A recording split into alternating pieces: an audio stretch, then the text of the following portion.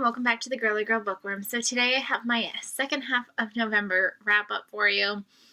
November was insane for me. I don't know how I'm going to pick a favorite book for this month because if you watched my last part of my wrap up, I read like 15 books or something like that, and now I have 17 more for you. So I definitely hit the over a book a day again for November. I think, again, it was just that combination of listening to audiobooks and Kindle books and really listening to myself when it came to like what format my brain was willing to take in. So the second half of November was really interesting because I either like really loved what I was reading or I like really didn't like what I was reading. So it was definitely an interesting month, but I definitely had a lot of 5-star reads this month. So overall, it was good. It just was very different. So I'm going to start off with the 3 books that I DNF'd this month.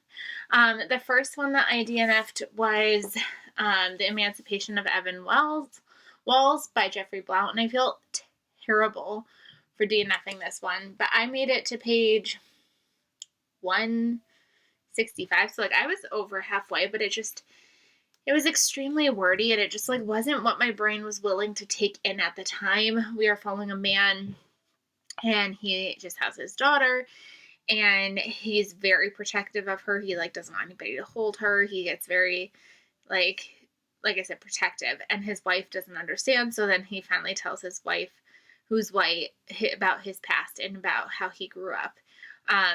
And it was interesting, but like I said, it was just very wordy without a lot of plot that was actually happening. So for me, it wasn't the right time or place for me. So I ended up DNFing that one. I also ended up DNFing Conjure Woman by Afia Atakora. I made it to page 99 and I just couldn't do it. It was very confusing.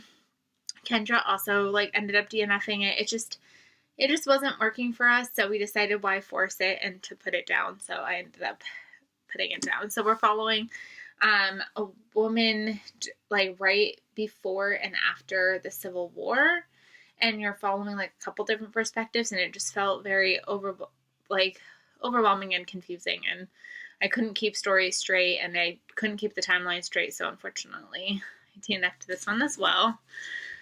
And then I also DNF'd The Huntress by Kate Quinn. I forgot how far I got into this one. I was listening to this one on audio, but I just stopped caring. And it was weird because like I loved Kate Quinn back when she used to write about Egypt and Italy, and then all of a sudden she switched over to this World War II stuff, and I didn't care for it. We were following 3 different perspectives. One is about like a girl who it's like post World War II, and her dad is about to like marry some other woman. And then we're also following this guy who is after the Huntress, who was a person who was killing Jewish people on purpose. And then we're following a girl who like had a brush in with the Huntress, and like so she's like gonna help the guy to like find the Huntress. And I figured out who the Huntress was very, very early on, and technically I don't even know from the ending that that's who the Huntress is, but like I've been spoiled for it and I was 100% right. So I just was like, why am I gonna keep reading a over 500 page book when I already know the twist and I already kind of know the ending? It just felt like it was going nowhere, so I put it down. Then, all the books that I did finish, we're going to start off on a high note, though. We went from DNFs to a 5-star read, and that was From the Desk of Zoe Washington by Janae Marks. I think I talked about this one briefly at the end of my last wrap-up video, where I was currently reading this one, and I thought it was going to be 5 stars, and I was right. We are following Zoe Washington. She is a girl, she just turned 12, she loves to bake, she's going to do an internship over the summer to hopefully persuade her parents into allowing her to compete in a Food Network show, and she ends up getting a letter from her birth father who's been in jail, and she secretly starts to communicate with him, and she starts to realize that he might actually be innocent, and she wants to figure out more about him, and so she kind of starts this secret correlation with him, and I loved this one. It's hard because I said it's like a sweet read, but it's also like not necessarily sweet because it does hit some really hard topics. So it's one that I think you need to try for yourself if you like middle grade novels, and I gave this one 5 stars. and I think there's a sequel coming out, so I'm really excited. After that, I was listening to The Family Next Door by Sally Hepworth. And I think I've just realized that her books are just not for me. This is my third book that I've read by her, and I really liked one, and the other two I just have found to be kind of meh. I ended up giving this one 3 stars, but I really probably should have given it a little bit less. This is following a small town neighborhood, and everybody's got their secrets, and the ending just got really twisted and creepy in a yucky feeling kind of way. I don't know how to talk about this one without spoiling it. So basically, if you've read this one, please talk to me about it, because I just feel icky about this one. But I think I'm done with Sally Hepworth. Then another 5-star read. So like I said, we were all over the place. We went from icky to 5-star reads. We got We Are Not Broken by George M. Johnson. So it was Nonfiction November, so you're going to notice I did try to fit in a couple nonfiction books this month. This is a memoir by George M. Johnson, and he wrote the book All Boys Aren't Blue, which is one of my all-time favorite books that I've read this year. So when I saw he was coming out with another book, I definitely wanted to swoop in and grab it. I will say it did not top All Boys Are Not Blue, but that one just, I think, has a place in my heart, so I think it was going to be really hard to top it. But definitely, if this is something that sounds interesting to you, please go pick it up. Please go buy it. There's a lot of school districts and libraries who are trying to ban his story and try to call it pornographic when that's not what the point of this book is at all. And it just breaks my heart that they're trying to silence this important community and this important story. So please, if you're interested in this one or All Boys Aren't Blue, please go pick it up, because it definitely does not deserve to be silenced at all. So the more support we can give George M. Johnson, the better right now.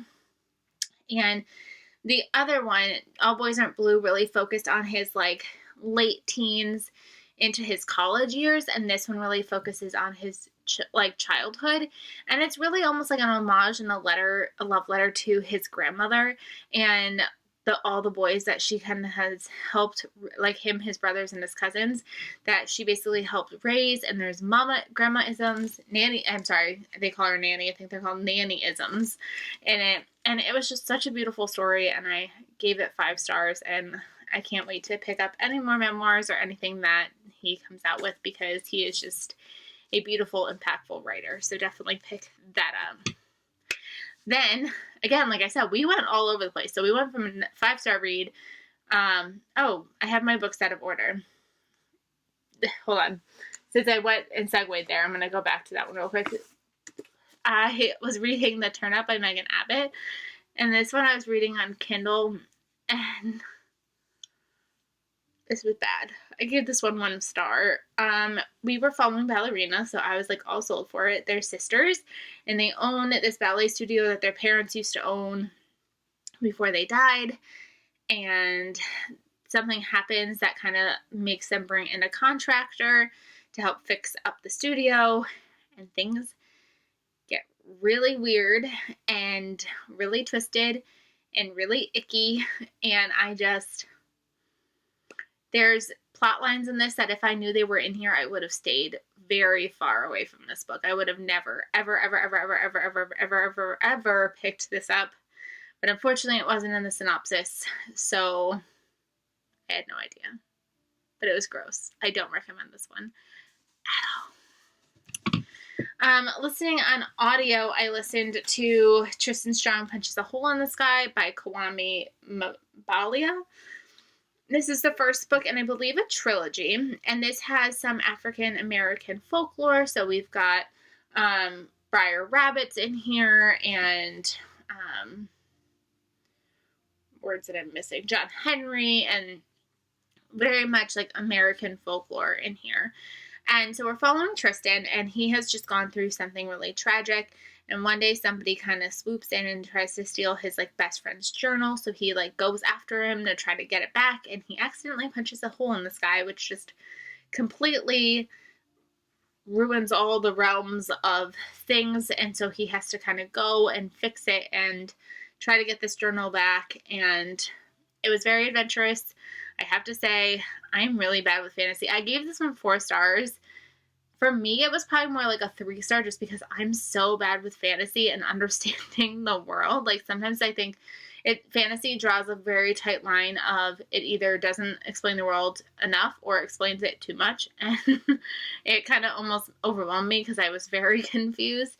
But again, I know I'm not a fantasy reader. So, like, that's my fault and not the book's fault. So, taking the book for what it is itself and what it means for the community and what it means for a child to be able to pick this up and read this and really enjoy it. Like, it definitely gets 4 stars because it was definitely fun, engaging. There was lots of adventure and mystery and intrigue and story, and definitely all there for people who work well with this genre. So 4 stars. I don't think I'm going to continue just because I got extremely overwhelmed. But again, that's just because I'm not a fantasy reader. So there's that. Then I went on such a kick. Oh, actually, I think there's one more book I have to talk about real quick. So I read Migrations by Claire, and blanking on her last name, starts with an M. I borrowed this one from the library. She also wrote a book that's been very popular this year about when the wolves come home or something like that. And for some reason, Migrations just showed up on my radar, and I borrowed it from the library, and I just downloaded it and instantly listened to it. And this one is really good. I gave it 4 stars. It's got something for like everybody. There's a little bit of a romance. There was a little bit of mystery. There was also some like science fiction-y feel to it. There was also some sci-fi in the sense of like literal science, and there was a lot of literary fiction in it as well. So we're following a woman, and she is going to Greenland to try to convince someone to take her on their ship so that way she could follow the Arctic terns as they migrate. And we're also following her past because it seems like her past might be trying to catch up to her. And so we're revealing her past slowly, but we're also watching her as she's studying these birds. And like I said, there's also a mystery element because there's some death, mysterious death that's going on. So I thought it was really good. I gave it 4 stars. I think the hard part was like listening to it on audio sometimes because it was changing timelines so often. I would get kind of confused with where we were, but I think that was an audiobook problem and not necessarily like the book's problem. Like, I think if I was reading it physically, I would have been able to like make that clearer jump in my head. So overall, gave it 4 stars. I'm definitely now interested in reading more by her because I just thought that was really an interesting story. After that, I read The Last Day Alive by J.R. Adler. So this is the second book to Dead Woman Crossing, which I also read in November, and I immediately grabbed the sequel and had to read it immediately. Now I'm bummed because I don't think that she has another book in the series for a while, but this is following Kimberly King. She's a detective that she has now moved back to a small town instead of working in the NYPD. They are companion novels, so they are following 2 very different mysteries, but this one does spoil the first book. So if you are not interested in following the first book and you don't care about getting spoiled, by all means, start with this one. But I would suggest starting with the first one because it definitely builds the characters up and understanding the characters. And I liked this one just as much as the first one. We are following a case where a little girl has gone missing. And guys, I thought I had it all figured out.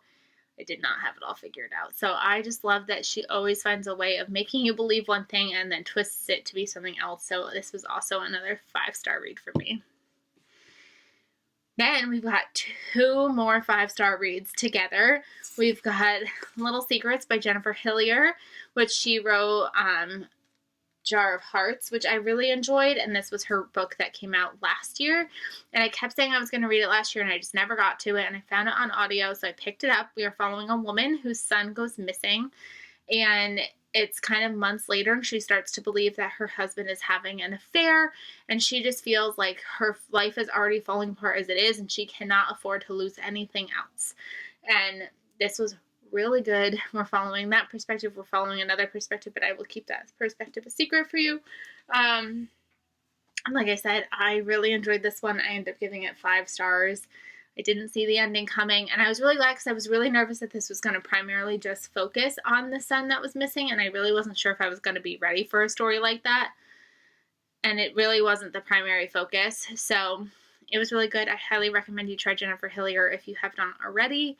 And then after that, I listened to One Night Gone by Tara Laskowski. This is following two perspectives. We're following a perspective of in the past of a woman who is kind of coming through town in like a traveling circus kind of thing.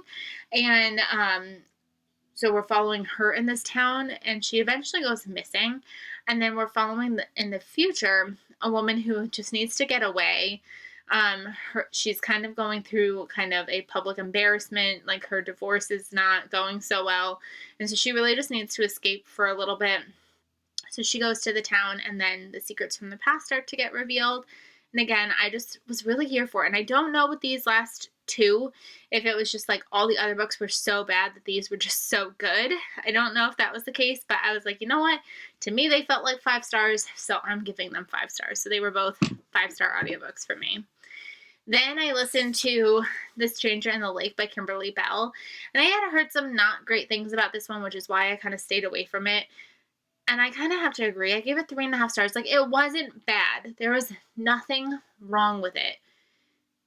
There just wasn't anything to love about it either. So we're following a girl, and she stumbles upon a dead body in the lake where she lives. And it's unfortunately the same place where her ex-husband's, not her ex-husband, her current husband's, like, ex-wife was also found dead. So is there a commonality? Do they have anything in common? Because earlier when they like interviewed her husband had said that he didn't know this woman, but she knows that to be a lie because she just talked to her the other day. So what's going on? Again, there was nothing necessarily wrong with it. There was just nothing that kept me like really wanting to read this and keep going with it. It was good, just I'll continue reading Kimberly Bell because I really like her books. It's just that one just didn't fully do it for me. Then I read Hookshot by, I'm like forgetting everybody's names today. I'm really sorry. Hookshot by Kennedy Ryan. And this is the third and final book in the Hoops trilogy. I was kind of at a point where I was like, I really need to be using my Kindle Unlimited more often. And I read the first 2 books within the first like few months of the year. And then I just never picked up the third book. So I decided now was the time to do it. So I picked up the third book. And I liked this one a lot. I gave this one 4 stars. So with the Hoops series, I gave the first book 4.5 stars or 5 stars. The second book, I think I gave like 2 stars, and then this one I gave 4. We are following the perspective of one of the basketball players. So the best friend of the guy in the first book, and then the like cousin to the woman in the first book, their love story, and how they are going to get together. So I enjoyed the series. So even though I didn't love the second book, it's definitely a series I highly recommend you try. If you like sports romances, they're definitely going to be up your alley. So give that one a try. Then I read You'd Be Mine by Erin Hahn. So this is on my list of books that were like intimidating to me because Kendra hated this book. So I was like, I'll give it a try anyways. Did I give it 3 stars or 2? I gave it 3. I listened to it on audio because I figured if there was an issue with it, it would be an easy way to power through it. And we're following this guy, and he's a country singer. He's having some problems, and they're like, the only way we're going to keep you on this record plan is if you go get this good girl to like sign with us, and she's going to tour with you. And she has a hard past too. Her parents were famous and they are now dead. And you like kind of follow that storyline with her as well. And it was kind of like a good girl, bad boy situation, but I think it's technically YA. And they're very young. They're not 21. And the amount of drinking problems that were going on with him, and I just didn't love it. I just didn't love the way it was being handled, and the fact that they were just kind of like, you'll get over it, you'll be fine, and like the fact that like she has so much trauma and that she was willing to like still try to be with him too. It felt very toxic and very unhealthy. So unfortunately, I didn't love this one either. But I'm glad that I listened to it on audio. With it being a book of the month book, I really wanted to at least give it a chance. It just wasn't that great. Then I read Luck of the Titanic by Stacey Lee. This is the same author of The Downstairs Girl. I really liked The Downstairs Girl earlier in this year, so I was really excited to try this one. We're following a woman. She sneaks her way onto the Titanic. Her main goal of getting on the Titanic is to find her brother, who's been missing for a while. Well, not missing. He left home to go do some work. And she wants to find him, and she wants to find this guy who kind of works for the Ringling Brothers on board because she wants to try out for him so that way he can get her into America. And obviously they're on the Titanic, so we all know how that one ends. Overall, I really enjoyed it. I gave it 4 stars. There was just nothing about it that made me love it. There was nothing that really kept me turning the pages, and I think I just wanted something more from it. I don't know necessarily what I wanted more, but I felt like I wanted a different type of pacing. I wanted something that a lot of this book felt like it came easy for her when like it wasn't supposed to be easy for her. So mixed feelings about it, but overall I think it was still a really solid read, and I gave it 4 stars.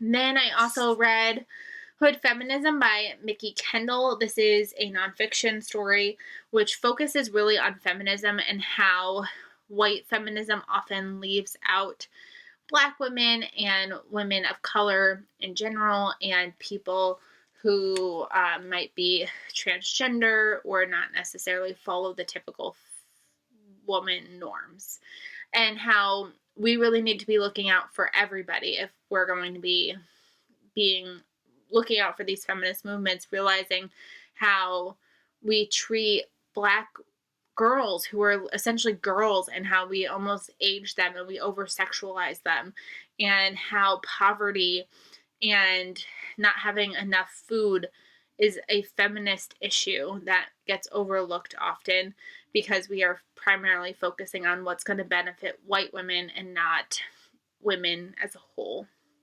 So I found it really interesting. I had to take this one slow. I read it like a few chapters every few days just because I felt like it was going to be something that I really wanted to take in and read slowly. I gave this one 5 stars. It's very well researched. It's very well written, and I highly recommend it if you have not given it a shot yet. Then I listened to The Matzo Ball by Jean Meltzer. I found this on Hoopla, and I could not believe it. I read it the week of Hanukkah, so I was really excited. We are following a girl. She is Jewish, but she has been keeping this secret from her family her entire life that she really loves Christmas, and she writes Christmas novels for a living. And her publisher is like, enough with the Christmas novels. That's not what's selling anymore. I need you to write a Hanukkah novel. And she's like, but there's nothing romantic and stuff about Hanukkah. So she is trying to get inspiration. So she decides that she wants to go to this matzo ball, which is being thrown by her arch enemy ex-lover, that she now kind of needs to cozy up to in order to get a ticket to the matzo ball because it is literally sold out, and she will do anything to get there so that way she can make her career a success still. So it's kind of their second chance romance, and she also suffers from a chronic illness, so there's a lot of representation with that. And I will say, I thought this was fun. I laughed out loud a couple times. It's romantic. It's cute. It's meaningful. I will say the one thing that really bugged me was their hate was about a miscommunication that happened when they were 12. And they kept being like, my lover. And I'm like, you were 12. You were 12. So for some reason that kept getting in my head of you were 12 though. So it was really good. I really loved everything else, but I kept harping on the year 12. So they're not 12 now, but when the miscommunication that made them hate each other happened when they were 12. So I gave it 4 stars. I still found it really, really fun. So if you had this on your radar, I think you should definitely pick this one up. Then I read on my Kindle The Great Pretender by Susanna Callahan. I never say this name right. This is the same person who wrote Brain on Fire. I got this through my library to read, and this is following. So she has the book Brain on Fire, where something happens to her, and she kind of goes through this really like mental instability, and they're trying to figure out like what's going on with her. And once she gets through that book, she decides that she wants to do more research. And so that led her to this book. And she starts following this doctor that convinced healthy people to put themselves into this, into these facilities and these hospitals as crazy people, and then like convince them that they were sane and get released. And so she's kind of uncovering the madness behind this and like looking into this study and all the psychological studies that have been studied about the brain. And I really liked this because the fact I was a psychology major, so like there were different studies that were brought up that I had to study a lot in college. So it was good. I gave it 3 stars because it did feel a little all over the place. Like I didn't feel like her information was well organized, because it just never felt like there was a point, and it would kind of go one way and then it would go another way and then it would kind of come back to it. So it was just a little disjointed. So I did give it 3 stars, but I did find it extremely interesting. I will say if you're interested in one of her books, I would definitely recommend Brain on Fire over this one. And then the last book that I read in November was Her 3 Lives by Kat Hallahan. I pre-ordered this book and I was like, why haven't I read this one yet? I was like flipping through my like Goodreads and things. I was like, why haven't I gotten to this one yet? So I decided to pick it up, and this one was also a 3-star read for me. So like I said, this month was either I really, really loved it or I really just couldn't care less. This one was interesting because I just felt like based off of the title and the way they tried to like put the back, it didn't deliver. We were following a woman who is engaged to a man, and one day she and her husband and her fiance to be get attacked in their own home. Her fiance kind of ends up with some brain damage, and he starts to wonder if she had something to do with it. And it just was okay. Like there was nothing wrong with it, but it just felt like I wanted something more crazy. Like, yes, did I see the ending coming? No. But it just felt like the journey to get there, I just felt like I needed more. Like he just like suddenly just started like mistrusting her for absolutely no reason, and he just started becoming almost like a lunatic. And it was just, I don't know, it just wasn't what I wanted. I think that she has stronger books than this one. I'm still excited to keep reading anything she writes because she is a really interesting author. This one didn't cut it for me. So yeah, that is how my second half of November went. Let me know how your second half went, and I will see you guys really soon. Bye, everybody.